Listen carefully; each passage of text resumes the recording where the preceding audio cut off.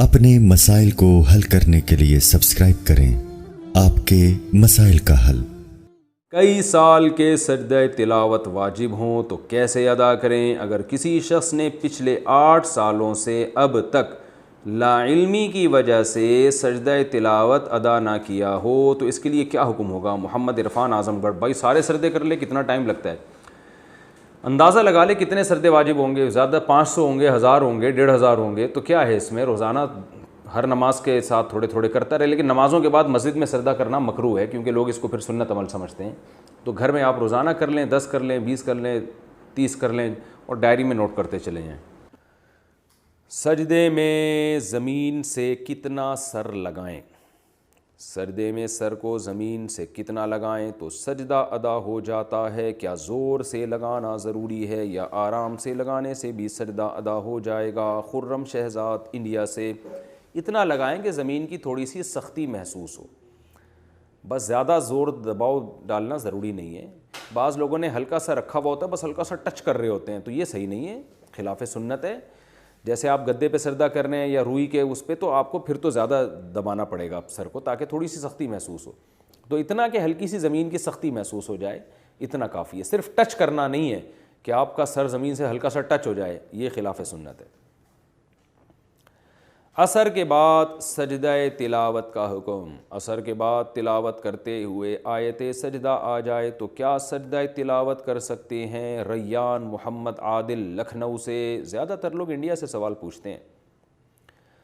جناب ریان محمد عادل صاحب، سجدے کی نماز، عصر کی نماز کے بعد سجدہ تلاوت بہرحال کر سکتے ہیں، چاہے اسی وقت سجدے کی آیت پڑھی ہو یا پہلے پڑھی ہوئی ہو، کیونکہ عصر کی نماز کے بعد نوافل جائز نہیں ہے، سجدہ تلاوت جائز ہے۔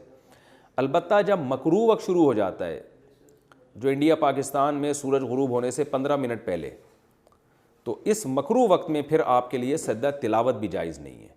ہاں اگر اسی وقت سجدے والی آیت پڑھی ہے تو فوراً کر سکتے ہیں، لیکن پہلے پڑھی ہوئی ہے تو اس وقت مکروہ وقت میں آپ سجدہ تلاوت بھی نہیں کر سکتے۔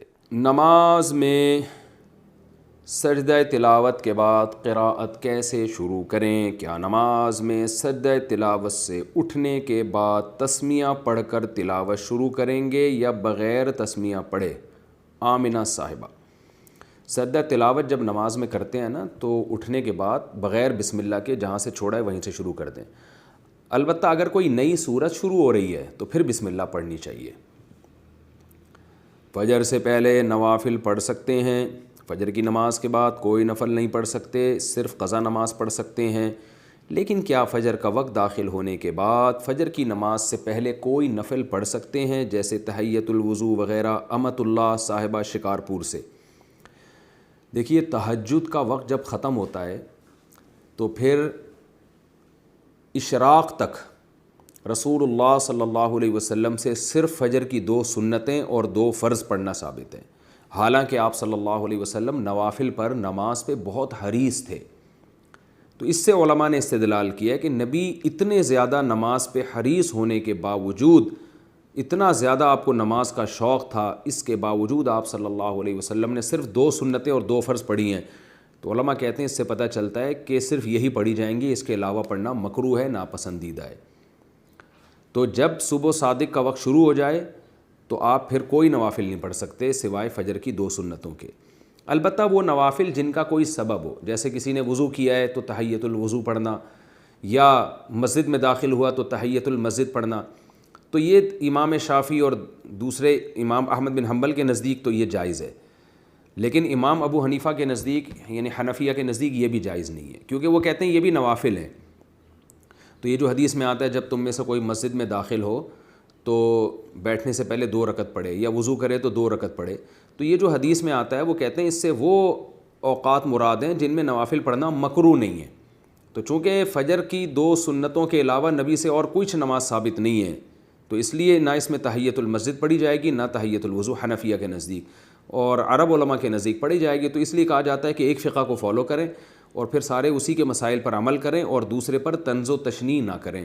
ہر ایک کے پاس دلیل ہے اور ہر ایک اس سے استدلال کر رہا ہے۔ تو حنفیہ کے جو فقہ حنفی کو فالو کرتے ہیں، بر صغیر میں زیادہ تر لوگ فقہ حنفی کو ہی فالو کرتے ہیں، تو اس لیے وہ نہ کریں یہ کام۔ دونوں کے پاس دلائل ہیں، دونوں کے پاس حدیثیں ہیں۔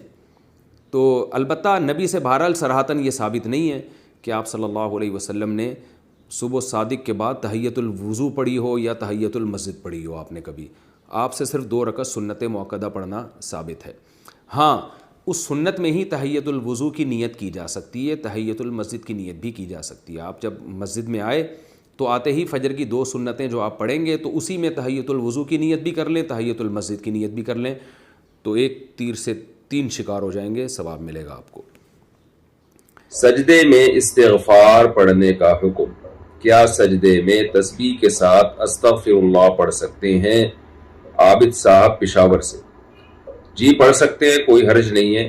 نبی صلی اللہ علیہ وسلم نے فرمایا سب سے زیادہ انسان سجدے میں اللہ کے قریب ہوتا ہے، لہذا اس میں دعا کیا کرو.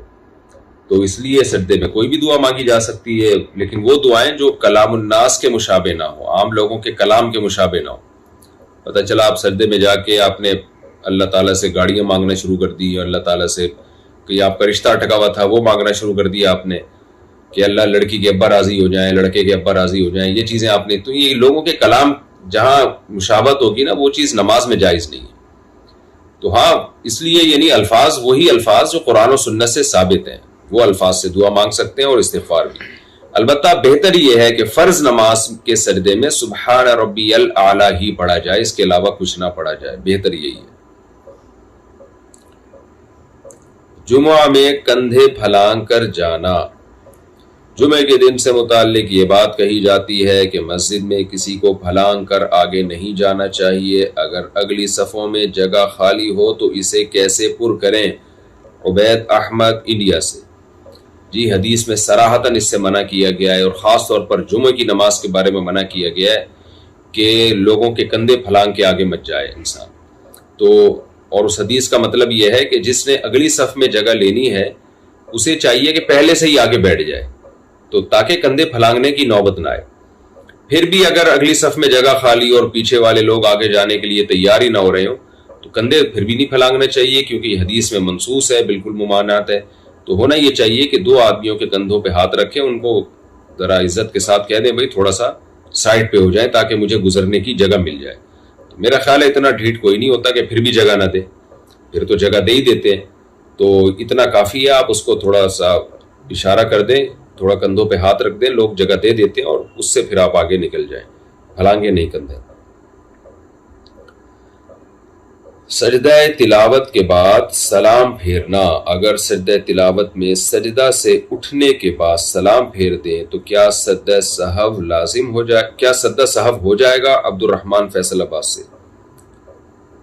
اچھا سجدہ سہو نہیں، سجدہ تلاوت ہو جائے گا.